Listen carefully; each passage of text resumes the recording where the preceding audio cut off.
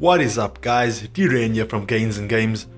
Today bringing you a Forza Motorsport 6 drift tutorial for all the guys out there struggling not to get it up but to get it sideways. Yeah, that does happen it seems. So I'll break this video down into 4 segments as such, throw some tips and tricks.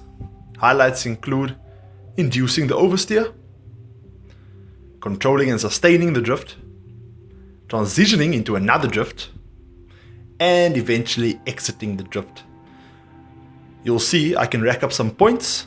Hopefully after this you'll have a better idea of how the car behaves, and we'll all be able to drift happier when it comes to the online lobbies. Okay, let's go.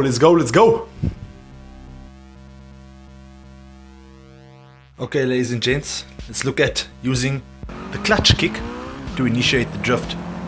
So we're going to come in gently into the corner, pop the clutch, the high revs, brake traction at the rear wheels, and we induce the oversteer.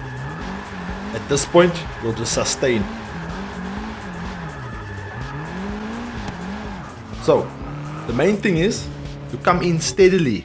Everything's about control. Pop the clutch, let go, and we are off, as you can see. Very useful.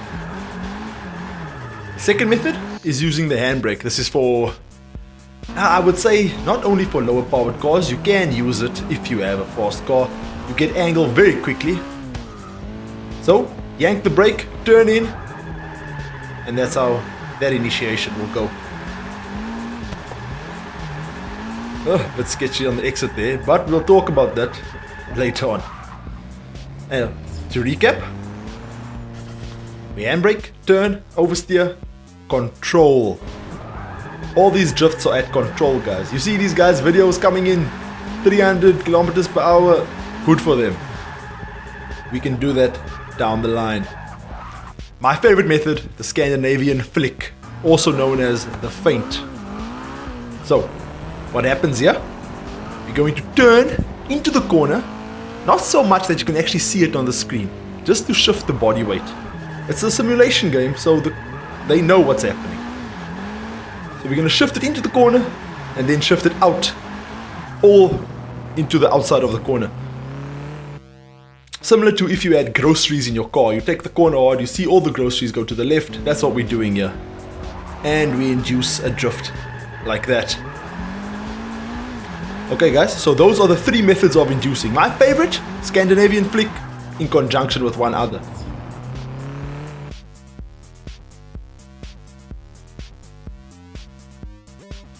So once you're drifting, you're not DK yet, you're still a gauging. There's 2 things that can go wrong while the car is sliding. Either too much oversteer, you're gonna spin out, or too little oversteer, and your car isn't gonna be drifting.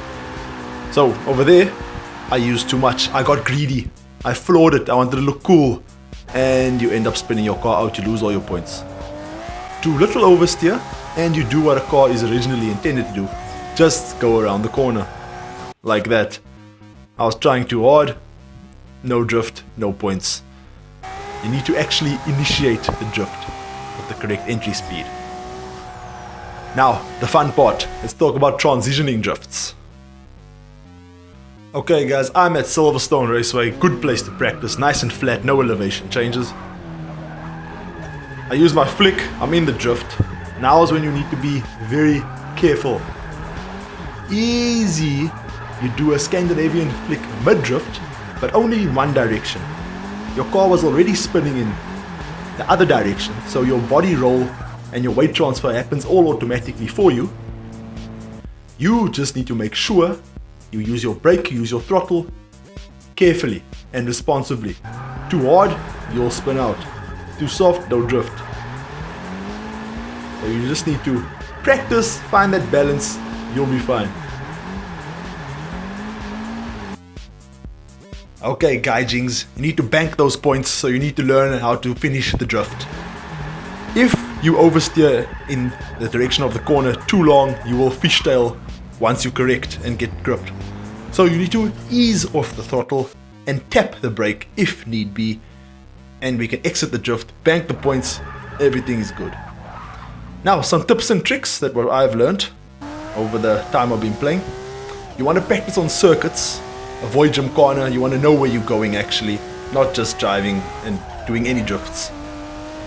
And then your car versus setup. There's so many setups out there, I haven't spoken much about it. I'll make a video where I go in detail into the setup, but for now, that's okay. And then most importantly, probably, is you need to practice. You know, your confidence levels will go up, everything will just be better. Practice makes perfect, it's true. And then back to the setup as such, just do what people agree on. But a lot of people agree on a lot of different things, but experience will play through, guys. And once your confidence is up, you can start attacking those more difficult corners at speed, the uphill corners, elevation changes, all those things. I hope you guys enjoyed this. I hope it helped. I really do.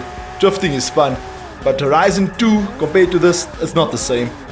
Get that practicing, guys. Till next time. My name is Diren. This is Gains and Games. Subscribe, like, drop me a comment. Let's connect. Cheers.